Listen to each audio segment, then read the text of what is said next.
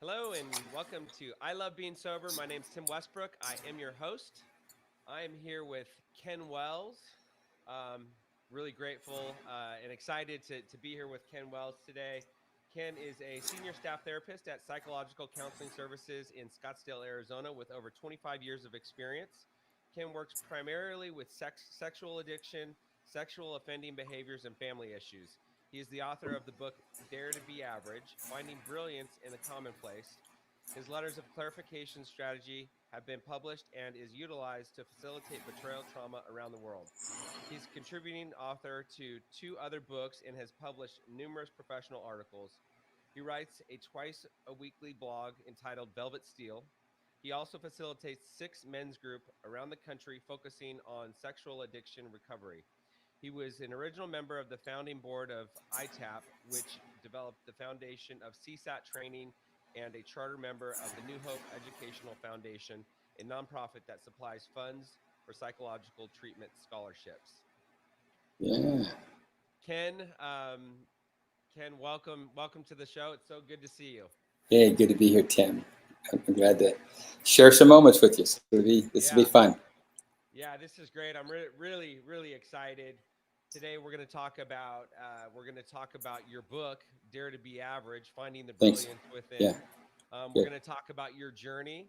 We're going to talk about what you're doing today, why you're so passionate. You primarily work with sex addicts. That's not in people with sexual types of disorders.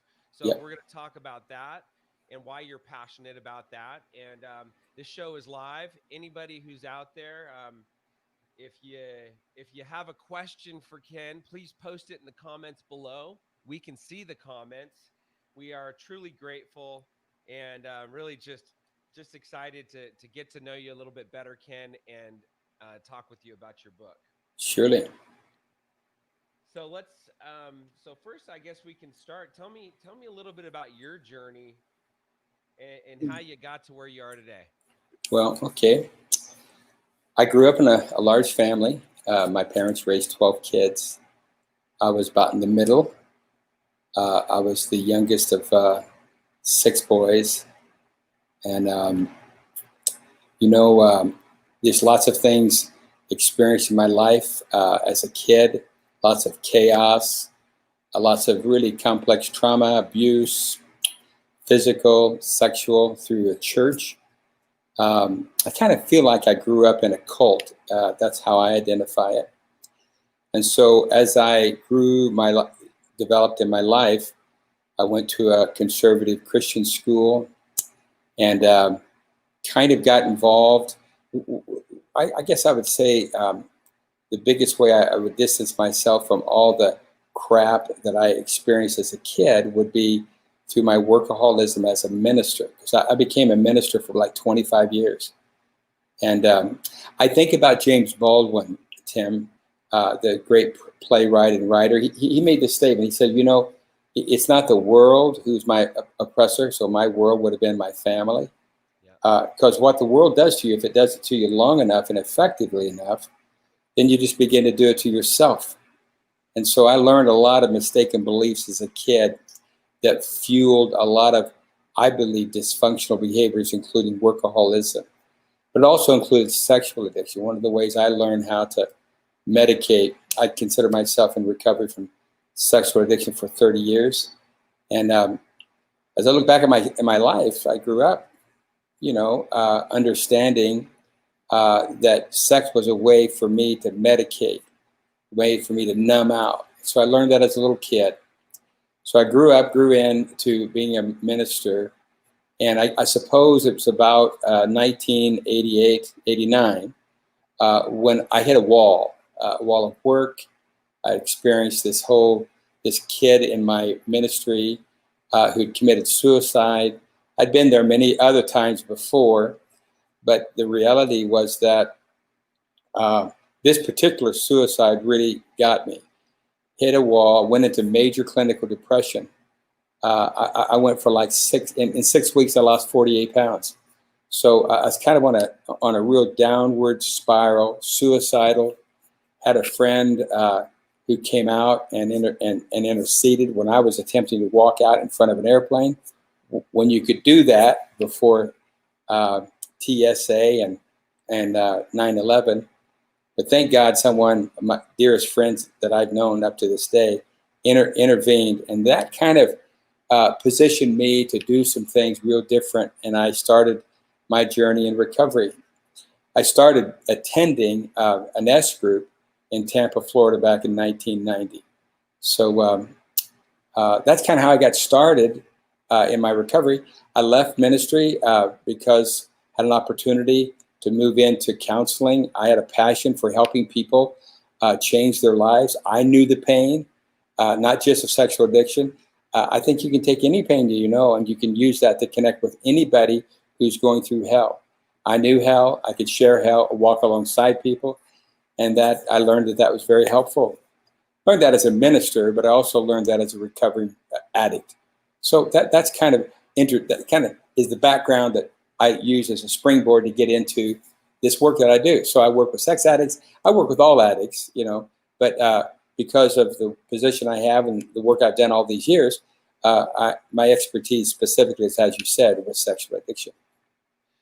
And let's talk about sexual addiction for a minute, because a lot of people don't understand. People are more likely to understand alcoholism and drug addiction. That is more, it used to be people would say, well, why don't you just stop drinking? Why don't you just stop doing drugs? Sure. Yeah. And then now we've got sex addiction, which is another behavior like a process addiction. Right. So let's talk about, why is sex addiction, why is it not easy for somebody just to stop? Well, I think what you have to look at, when we talk about process, a lot of times people don't understand a substance and chemical abuse. There's an outside substance that I'm depending upon to medicate, to numb out. Well, there are other things that I can use to do that. You just hang out in Vegas long enough, or not very long at all, and you'll see people who are in that gaze, looking either at video poker or playing blackjack or whatever. And there is a mood-altering experience that takes place. Any of us who have done that, or any of us who have watched in a gambling casino, certainly know that. Well, work can be that way too. People use work and the adrenaline rush of work, exercise, but sex is also something that's really powerful. The truth is, the people I work with, of course, have multiple addictions, and a lot of people tell me that for them, while it was difficult to stop cocaine use, while it was difficult to stop alcohol abuse and addiction, that their dynamic around sex has been the most difficult thing for them. And so what happens is that the adrenaline, all the brain chemicals that we could name, it doesn't really matter. I get hooked because it always delivers what it promises. So I say to myself, I don't have to go out and get a substance. I carry this with me, this supply. So I can orgasm through porn for some people. Not everybody's into porn who's a sex addict. I can kind of lose myself, go through this addictive mind shift just in the hunt, or the idea of conquering and conquest in a relationship. That gets to be real addictive. And, I have people who have, crazy relationships.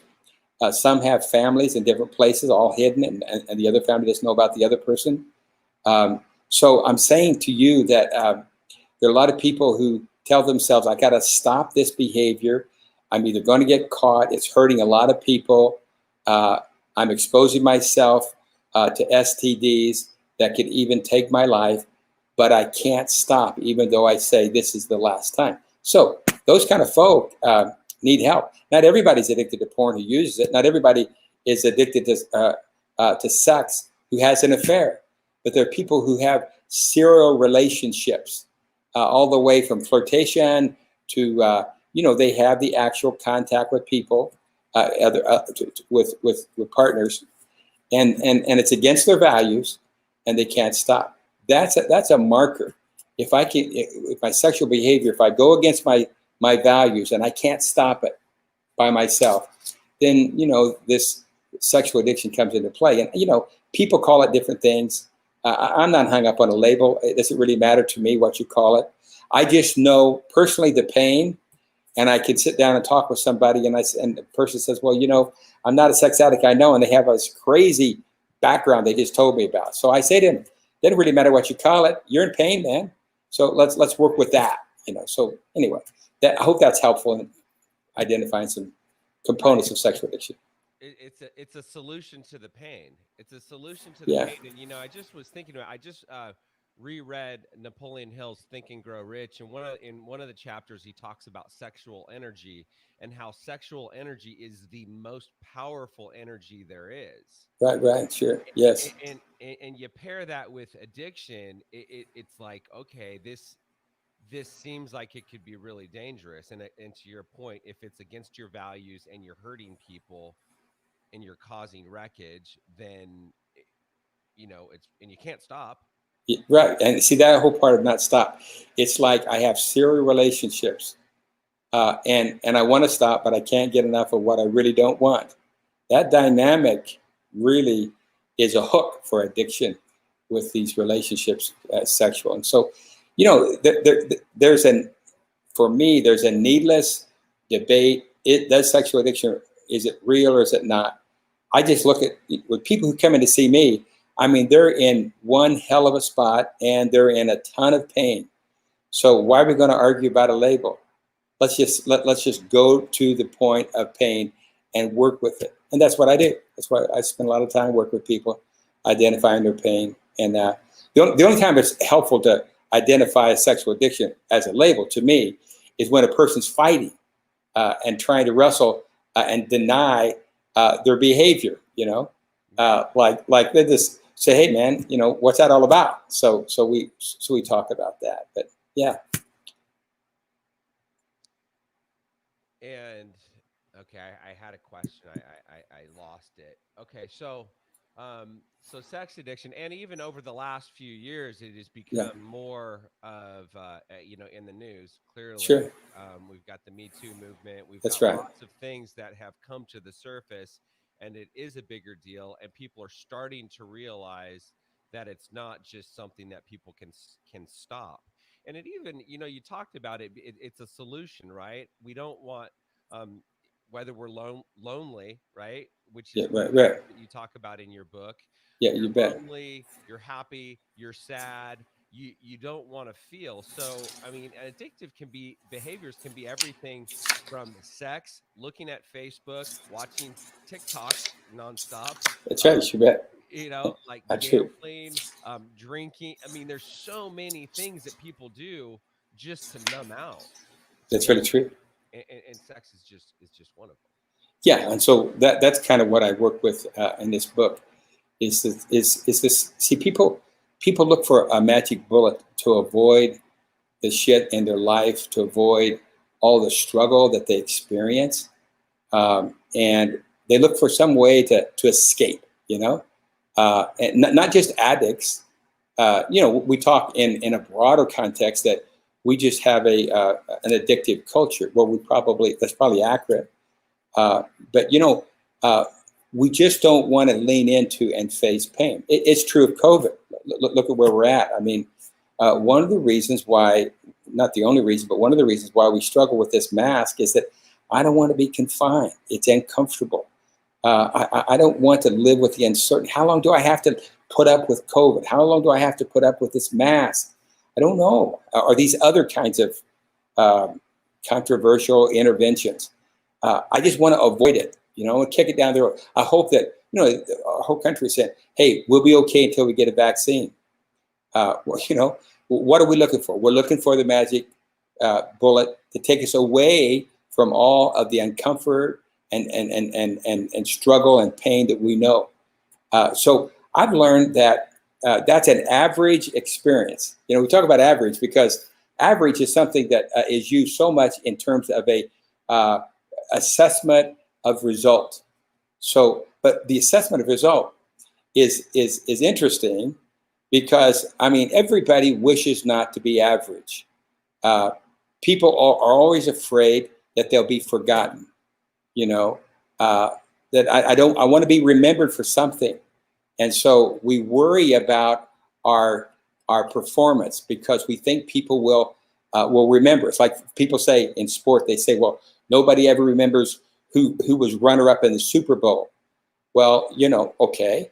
But the truth is, if you put it in a broader context, if you talk about all 7 billion people in the world, most people don't have any idea what the Super Bowl is in the whole world context. We think they do because it's so important to us. And then the other part is this idea is that the emphasis there is, I want to be remembered. It's all about doing. See, that's what I want to get at. And we evaluate people by their doing. And if you're not a superstar in your sport, for example, then you don't matter. That's the reason I included a piece about Josh McCown, who's this journeyman quarterback who I don't think ever has been a starting quarterback for the entire season for any team. And yet he's in like his 18th, 19th season, and he has evolved and lasted way beyond some of the franchise quarterbacks. But we call him pretty average. Average because he wasn't a superstar. But when you think about his performance just on the assessment side of accomplishment, he's pretty accomplished person to say I've spent 18 years in my profession at this high level. But we discount it because he's not number one. Everybody wants to be number one. But if we get away from the assessment of average, like I have people ridicule me by the title of my book, Dare to be Average. Are you kidding me? Who wants to put up with some half-assed mediocre performance? Well, nobody. But is that the only way you can use that word? When I look around me and I see all these commonplace, everyday, mundane experiences that we all have. We were talking earlier about our workouts. My age, 68, getting up of a morning, my body says, don't do that. Don't do that. And I have pain in my back, lower, middle. I get up, wipe the cobwebs out of my eyes. I put my sneakers on. I say, okay, we're going to do this. I'm saying to you that pain is real common to the experience that people face. It's the mundane. It's the drudgery of everydayness that everybody faces. If you talk about a world-class athlete, what are they going to talk about? They're going to talk about some pretty lonely hours spent doing road work, whether it's riding a bike or running on the pavement. And nobody's there in the that's not spectacular. Nobody's there to cheer you on or them on. And so I'm saying to you that there's something really important that in our lives that we come to terms with the average connection that everybody experiences. That's where I believe those average connections, failure, struggle, disappointment, depression, all these experiences, everybody faces it. Everybody experiences. Guy's number one. Guy never even tried to get into some kind of competition. Everybody experiences those same dynamics of life, particularly as an addict. You know, every addict knows what it's like to go through hangovers. Every addict knows what it's like to suffer craving, to be in discomfort. What I'm learning is that to lean into those experiences, that's where what is unfolded, and that's a beautiful thing about 12-step, what unfolds out of that is this beautiful experience of brilliance. Everybody has brilliance. What is it? I mean lots of things, but what I try to express in my book is just to talk about how brilliance is the way in which I find meaningfulness in my life. I know people, I had a person yesterday who won lots of music awards, who has more dough than he knows how to count. And he can just say, well, I appreciate all this stuff, but I still find myself without peace. I still find myself wanting more and more and more, knowing full well that it's not going to fulfill me anywhere. And so what he's avoiding is this being just with himself and the reality of even the emptiness that he's carried throughout his life because he has some pain from his childhood. So being able to embrace that and find peace, find meaningfulness in that experience, I think that's human brilliance. And it takes all kinds of shapes and forms. People who have no power, people who have no money, people have, you think these people ought to be miserable. I have found some of those people to be really at peace with their life and the simplicity of it all. And as I found people who have more money than they can count, not so happy. And it's not about how much money I have or don't have. It's about being willing to lean into the average, everyday struggles that we all share. Every one of us share. I mean, it's funny, we have to go to a 12-step meeting to recognize that everybody in this room understands the common struggle of feeling broken. The truth of it is that I know throughout the whole world, we all know what brokenness is. And so when we lean into that brokenness, that's average, that's everyday, that's commonplace. That's stuff that we all know about. And in that context, we can learn how to find peace and to find the resource to create meaningfulness wherever we're at. And I think that's sorely missing in our world today. So that's the reason I'm really passionate about it. I was, I'm as you're talking, I'm sitting here just thinking about a situation I had about a year ago. And first, so I took a class, a mindfulness-based stress reduction class with a guy named Paul Sugar. Yeah. And it was a fantastic class. And I just remember, you know, truly learning how to be mindful. To your point, it's I would say it's comparable to being average, right? Being able to just sit quiet, being okay with just peace and serenity and solitude, because most of us, and this is one of the things that Paul said, was that we're addicted to chaos. We're addicted to adrenaline. People want adrenaline. They seek adrenaline. Right. And I remember I had a situation with a few guys, and we were all in a room, in a conference room. We were having this conversation, and the one guy was really just flying off the handle, and he looked over at me and he said, "I don't understand why Tim is so calm. It makes me really concerned that Tim is so calm." And I went back and I talked with Paul after that, and it's like, because he's addicted to adrenaline. He's addicted to chaos. And you think about it, when you're in a fight with somebody and one guy flies off the handle, the other guy flies off the handle, they feed off of each other. Yeah. You know, and that's true. And I think, see, when you mention calm, I do think human brilliance and embracing the struggle for addiction, for example, will lead to calm.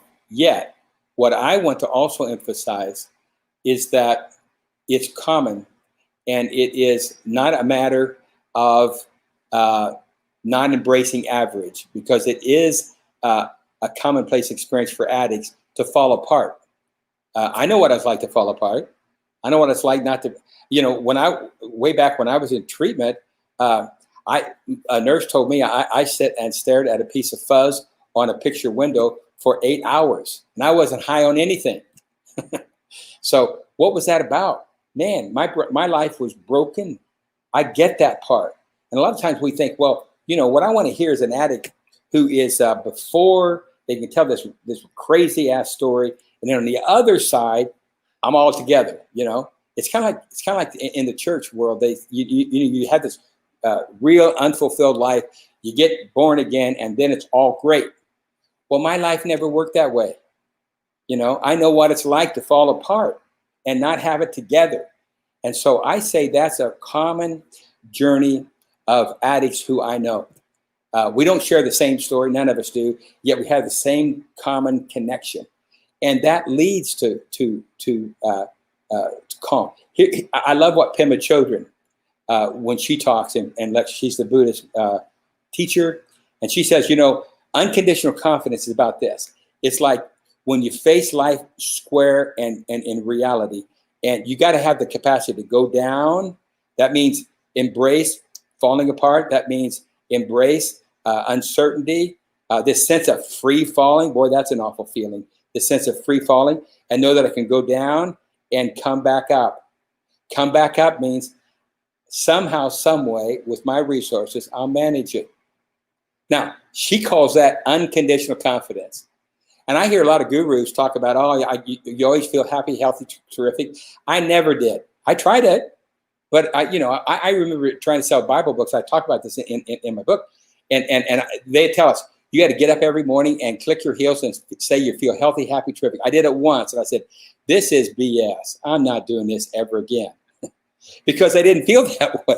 Right. And so what she's saying is, you feel what you feel. Be real. Embrace it. Don't run from it. Don't try to get away. Chaos can take me away from what I don't want to feel, because it's all this adrenaline and it's fast speed. But come home to yourself. Settle yourself down. Embrace what's real. And it's so scary, but if I could do that, then I can separate the experience that I'm going through from who I am. And that calms me. That gets to where you're talking about being calm. And that means I can go down and come back up. But I don't but before I really feel that calm, experience that courage, what I have to feel before then is shaky tender. I know what it's like to shake. I know what it's like to shake for 9 months. I had shaking of my hands for 9 months. And I didn't have any physiological, neurological problem. It was just trauma. And so to lean into that part is a way of finding your own human brilliance. So what I am learning, have learned, and am in the process of continuing learning, is how to go down to come back up. And I think about COVID. I think, oh my God, see now we've been in this for 5 months since the big lockdown. Now if we do 5 more months, we'll be good, right? Probably not. Who knows? That's the problem. Right. Yeah, and I, as an addict, I want to know right now how to take care of myself. Tell me, give me the formula. 1, 2, 3, I'll do that. If I do the 12 steps real quick, then I got it, right? I'm good. Then they say, well, you have to embrace that the rest of your days, Ken. Really? Yeah. Well, then I'm back to feeling uncertain, but I can go down and come back up. So that's really been helpful. And that's all about finding brilliance in the moment of struggle. It's interesting. I read just recent, and it's the Aaron Rodgers quote, that Aaron Rodgers, the Green Bay quarterback. He says, I've been to the top and I've been to the bottom, and peace is found someplace else. I know that's true. I don't know his success. I don't know anything about football success. Right. I just know what that's like.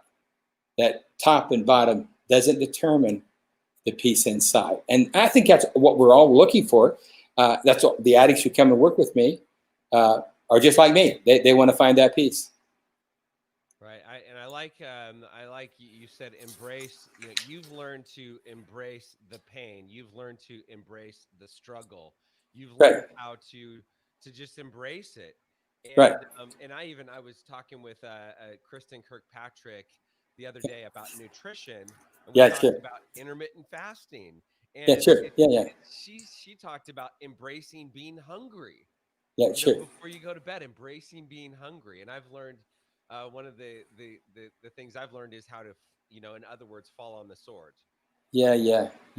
And we have to be careful of ourselves, because we can see, like, here's my experience. I've been doing this for 30 years about recovery. So I watch and I go to meetings and I sit and I find myself, there's this temptation to think that I've arrived. And it's hard to talk about, because it's not like, it's since I want to live with no confidence, because I don't. I live just the opposite. But this idea of arriving, it gets into that context that becomes a barrier to knowing what brilliance is all about, and knowing how to embrace average. Because what I do is I go into a meeting and I tell myself, I've been there, done that. I've already done this stuff. So I'm not nearly so hungry. I lose my sense of beginner mindset. I get lackadaisical and complacent. And while in my case, I haven't backslid back to like relapse and into long-term sexual addiction, but I can relapse to bad attitudes and the experience that will get me down the pathway of my offending cycle that will lead me to relapse. So what's been helpful is that I pay attention to ways in which I can create and participate in a rule breaker's mentality, which is all about us, you see. That story from the Spirituality of Imperfection that I included in my book is real helpful. He talks about, these two guys are talking about why in God's name does the alcoholic continue to relapse? Does he think himself to be a worm? Or does he think himself so special that he doesn't need to do all this stuff? And then one of the other guys said, well, the problem with an addict is that we think we're a special worm. That's the deal. So my thinking is that's true. I think we set people up. You know, I watch in sport how, as a little kid, my boys are now young men, but when they grew up, you know, how easy it was to set them up. And I watched how certain kids were great athletes, and there was just special privilege set up so they could break the rules because we needed that guy to hit the home run or to score the basket or whatever. And then they go on into college and they get more special favors, and they learn how to be a rule breaker in their life. And most of us who are addicts, at some point, if we look back in our history, somebody taught us how to break the rules. And we're pretty good rule breakers. We know how to do that sly. We can be overt. We can give people the finger and do our own deal. We learned that someplace, you know. And so what I say about that is that it's so important for me to understand what it means to be in recovery and to embrace the average everydayness. So when I go into a meeting, my role is to find one thing that somebody's saying that can help me stay sober. And it puts me in my mind on the edge of my seat to look for something. And if it's, quote, a boring meeting, one that I think these people can't challenge me, that's my attitude. I have to really work hard, but I'll get something, you know. And then to tell myself, all that helps me deal with the average everyday stuff that we in recovery know about. I mean, it's really tough to be hungry all the time. And it's not about perfection. It's like when I'm not hungry, when I get slack, how do I bring myself back to center? That's the key for me. And that's what I want to help people learn to do. So we can be hungry. We don't have to be, we all have different levels of intensity. We don't have to mimic that. We just need to be true to our hearts, making sure that what's the intensity about? It's about how do I open my heart? That's what that's all about. And so that's what I really encourage people to do. Yeah, in talking, there's so many things that you're talking about that relate to your book, and I have questions that just start popping up, and then you continue talking. So let's go back to why do you think people are so fearful about being average? I really think it has to do with that chapter. There's one chapter in there I'm going deep about the dread of obscurity. I don't want to be judged that who I am, what I do doesn't matter. I just don't want that. And people are afraid. And so therefore, they're afraid of failure. And it's equated that if you're average, you failed. And nobody wants to be understood to be a failure. And yet, isn't that what we all do? I've never met anybody who's accomplished anything who didn't fail. But even though that's said, people still struggle with God. If I make a commitment to myself and I don't follow through, and then in somebody's eyes, they're going to see me as a failure, which means I won't matter. And it's interesting because I watch people. I'm being an old geezer, and so I watch how people get old, and I see people who continue to work, and they don't need any more money. They got enough, and they say, and yet there is this fear that somehow, some way, if I stop doing what I'm doing, I won't matter. It's a real problem. It's a real challenge. You know, I think it's a challenge that you have to deal with when you're getting older. And so I'm in that age group right now trying to figure that out because, you know, it's really important that I matter. If I quit doing what I'm doing someday, I want to know whatever I do, will matter because I want to matter. But the reality is, I do matter because I'm an unrepeatable miracle of the universe as is in my being. I know that here. I practice it some here, but then I stray from it at the same time because that's the reason I go to 12-step meetings, is to help myself. I don't have it all together. I just know some things that I'm wrestling with like everyone else. Yeah, it's speaking to average, it's kind of like I think about going to a meeting and then and you're sitting there and I'm sitting there and I'm listening to everybody share and then but I'm really not listening. What I'm doing is I'm thinking about what I'm going to say. Yeah, And then sure.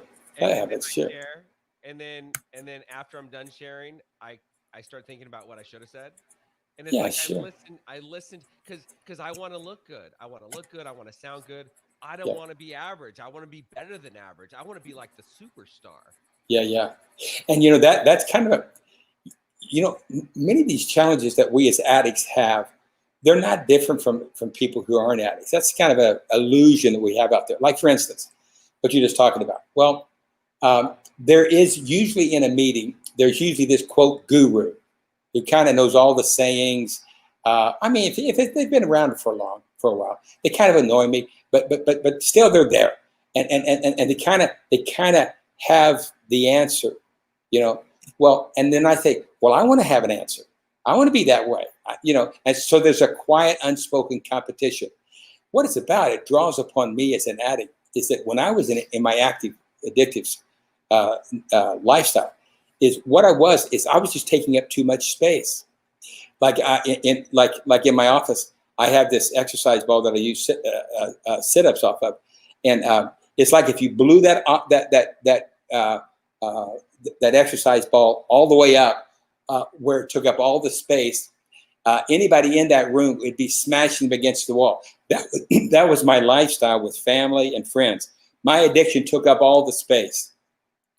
My recovery can do the same thing because, everybody tiptoes around, make sure Kenny's in recovery, want to make sure he doesn't act out, so the whole family. I understand, but if I'm not careful, then I take up all the space. And when I go into a meeting like we're talking about, there's a part of me that, hey, this guy has something to say. I can say something too, and it starts kind of drawing in that taking up too much space. But I've found that peace in this average struggle, I found that peace comes when I take up less space, not more. It's real a paradox. So much of our recovery is a paradox. Like average, you think, no one would consider that I invest in mediocre living by any sense. So mediocre meaning, who cares? Devil may care attitude. I don't buy that at all, ever, about anything. But then I found meaningfulness in this word average in the commonplace. So all these experiences we have to draw upon, it's all paradoxical. It's all kind of counterintuitive.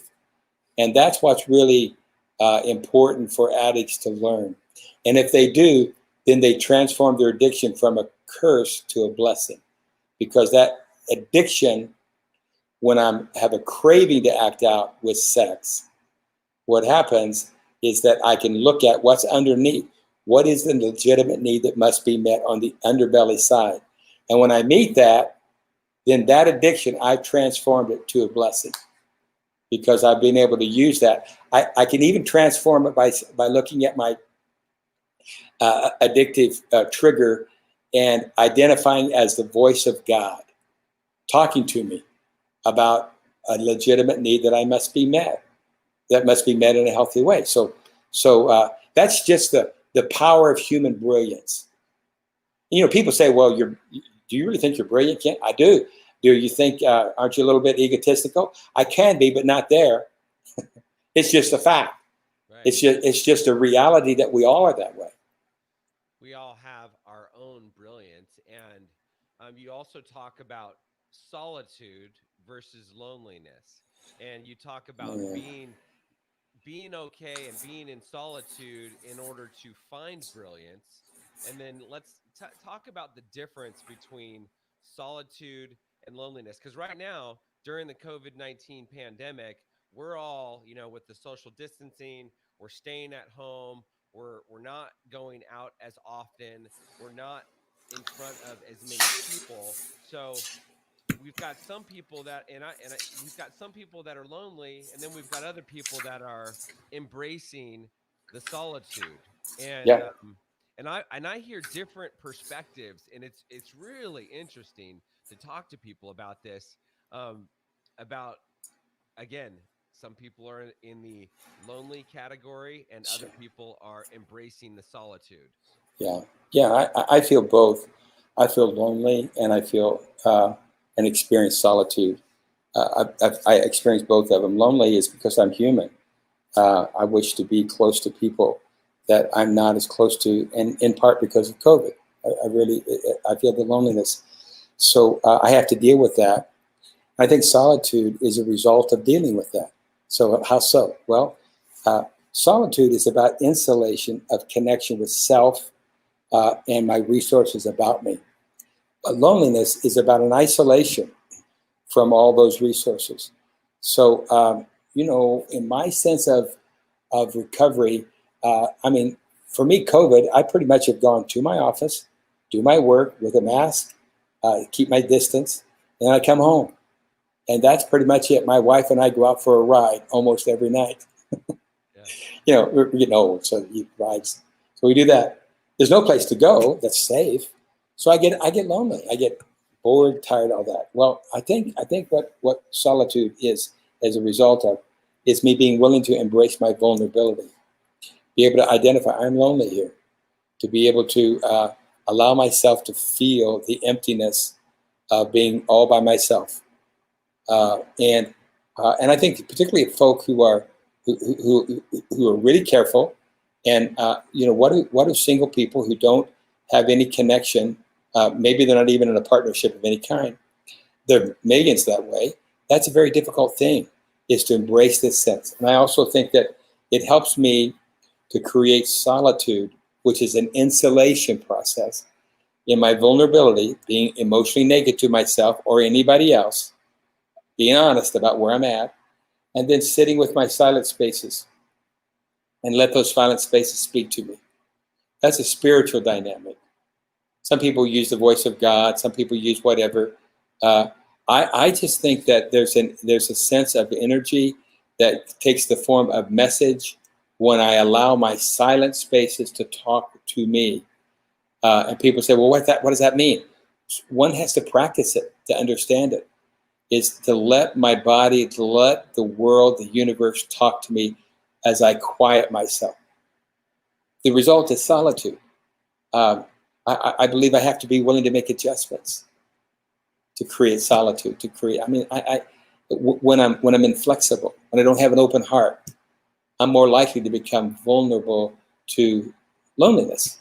So, working on making adjustments in my life, and then I have to always work with giving up the storyline.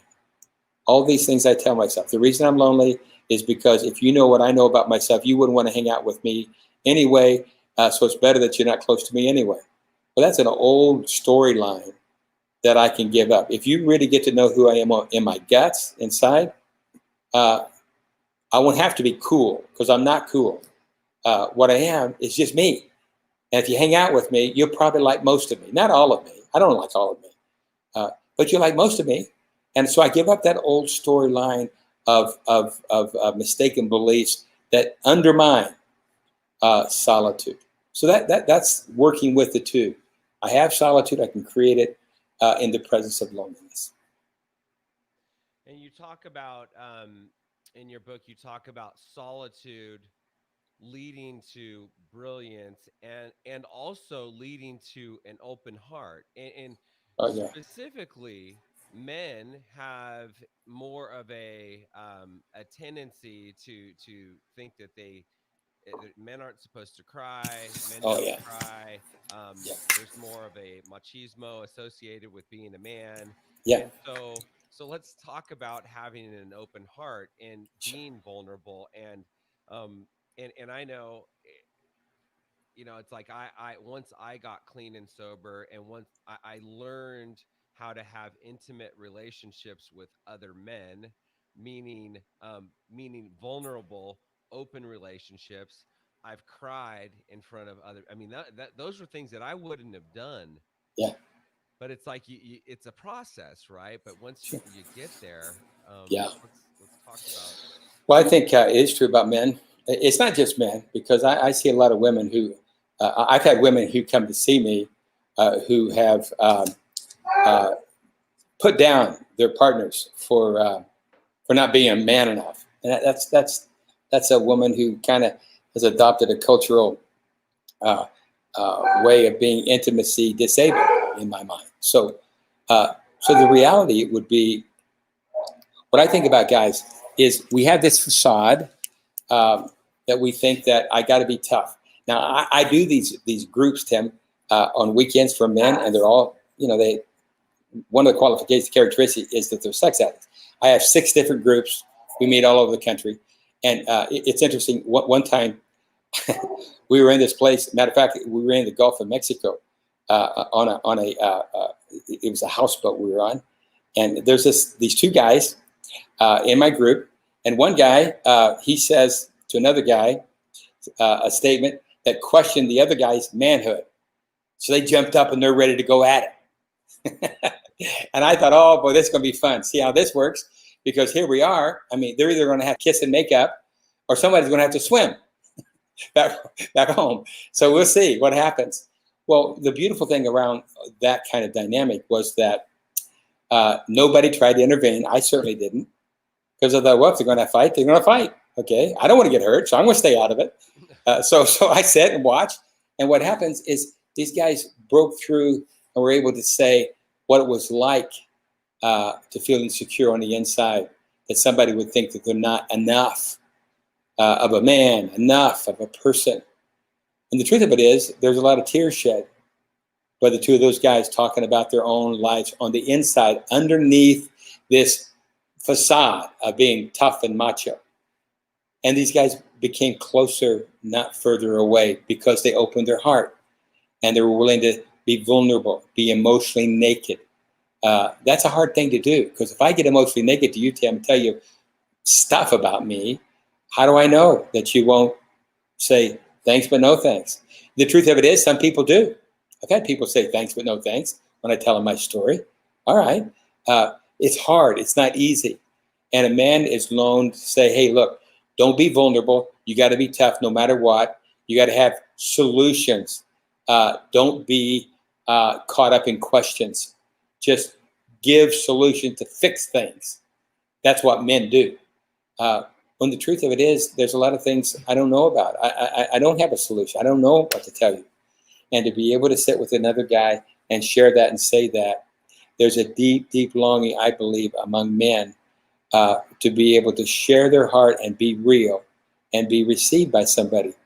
And so I try to create these groups that help people accept themselves and focus on open heart. You usually know a guy's closed when he's about all he tells you is about what he does, what he's accomplished. Beautiful thing about 12-step group, that's not what you're there for. You're there to open your heart and connect with common shared brokenness.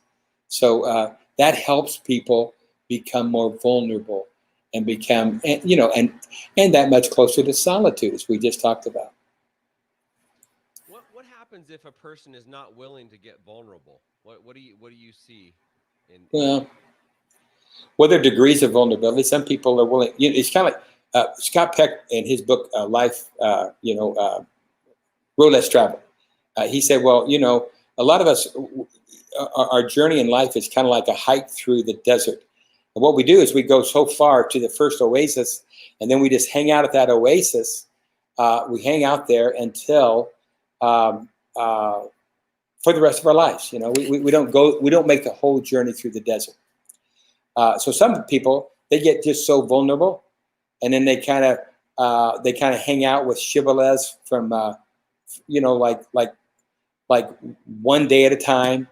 All that's good stuff, but some people just hover around the sayings of a 12-step group, and they don't go deeper to say, I need to just open up and continue to say where this doesn't work, even if it does work, where it doesn't work in my experience. Well, people get stuck there, and they don't want to go all the way. So I think what happens then is people just kind of they plateau off in their personal growth. The goal in life for an addict is not just to be sober. That's ground zero. That's ground zero. Getting back. I want to build the infrastructure of intimacy to myself and to other people, friends, partner, family. I want to create a better world.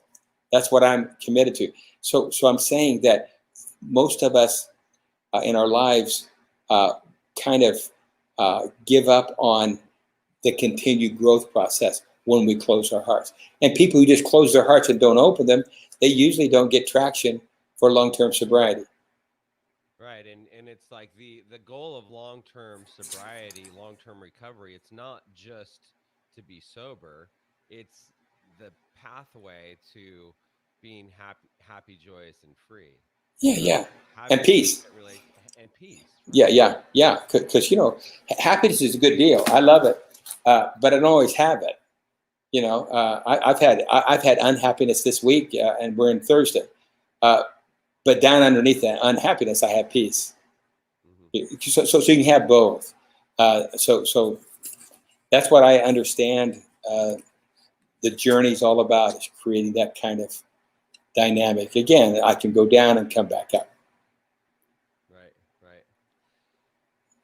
And so, what is the result of a person that is able to open their heart, be vulnerable, have intimate relationships? We kind of already talked about it, but what do you see from a person that is willing and able to be open, vulnerable, and have intimate relationships? Well, to me, I call that heaven. People can't wait to get there someday, and there's the opportunity to have it right now. I don't know anything about the afterlife, but I know right now I'd like to have some heaven. So that's what is heaven to me, is to be able to connect with people. It's a metaphor, of course, but to be able to be honest and real and have a genuine relationship of connection where I can share my convictions, I can share my vulnerabilities. That kind of intimacy to me, Tim, that's what makes us rich. I know people who have more money than they can count, but that's not what makes them rich. It's this capacity to be able to connect with myself and have peace and show you what that is on the inside, whether you like it or not. It's this capacity that leads to being able to stand for principle. No matter what, I'm going to be true to myself. I think that makes me rich. I've experienced some of that. I continue to work on it. That's the reason I do all my recovery stuff. But that's what I would say is part of the promises. And you can read through the promises of any 12-step fellowship. But the promises that are written weave all around what I just said. Learning how to live an honest life is, and I think kind of this is also what you're speaking to is being completely like feeling good about myself, feeling good about my behavior, not having any sort of wreckage, any hint of wreckage that I have to deal with. Right, sure. Is heaven, to your right. point. It's just right, sure. just feeling like I'm good. Like I'm good. I'm Yeah, completely honest. I haven't cheated on my spouse or my girlfriend. Right. I haven't Right. done any drugs. I haven't hurt anybody else. And it's like, okay, I'm feeling pretty good. Yeah, I hear guys in addiction, when they work with me and we do disclosures, first they tell me and then eventually they tell whoever they need to tell. They just say the relief and release of not having secrets. That's a beautiful thing. That being said, I've discovered in my recovery that these things are most difficult.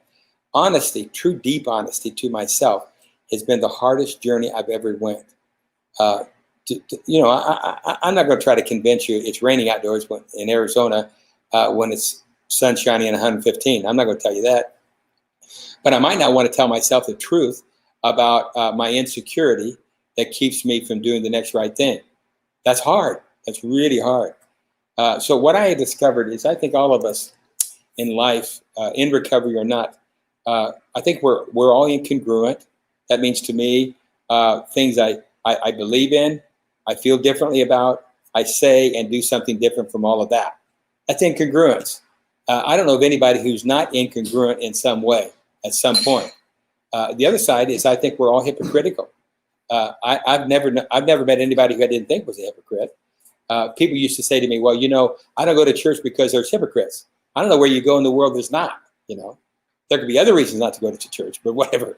The point is that hypocrisy means this to me, is that I can tell you, we've talked earlier, I love running. I think running's good. Everybody ought to get up at 5 o'clock in the morning and go run. And you ask me on any given day, Ken, what'd you do today? Did you get up and run? No, I slept in. Well, I think everybody does that at some level about what they believe in. And obviously we're inconsistent. So I'm not arguing that, hey, everybody just be hypocritical, inconsistent, and incongruent, and what the heck, just live and let live. I believe it argues for living in consultation with accountability. So that if you and I are in relationship, and I tell you where I can be hypocritical, that you can hold me accountable. So that not if, but when I'm hypocritical, you can bring me back. I can use your accountability to bring myself back to center and be accountable versus trying to fake it, trying to let everybody think I'm something that I'm not.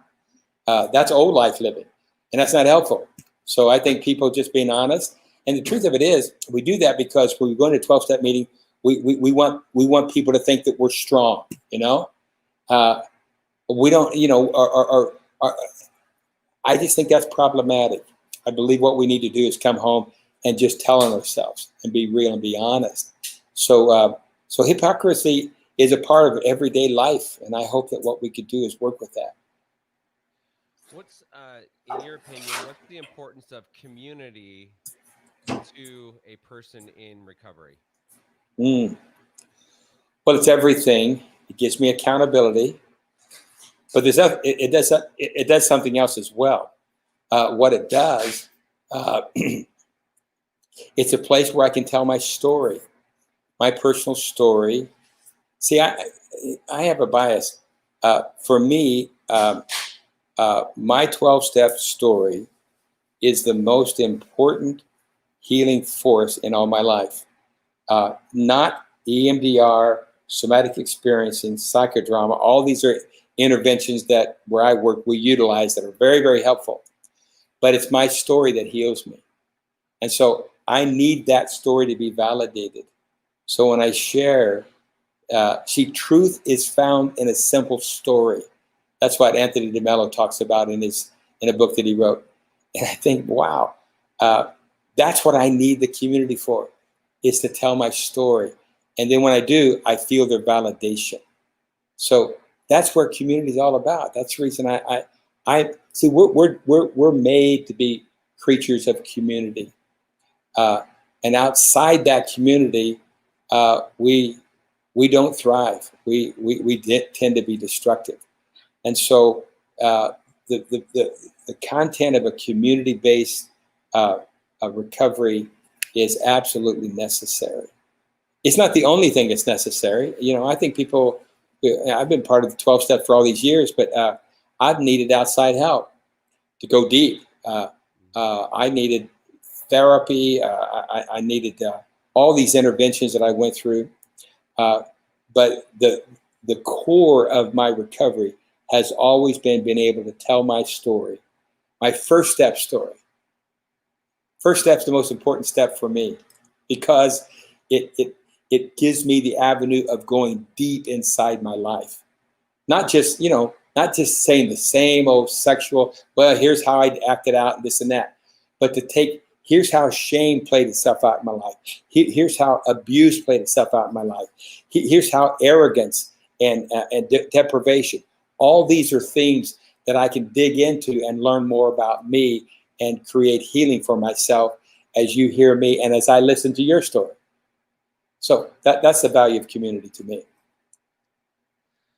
We are coming to the end of the hour here. Sure. We have time for one more question. Sure. Okay, what is why is it important for an addict to embrace and address sorrow in recovery?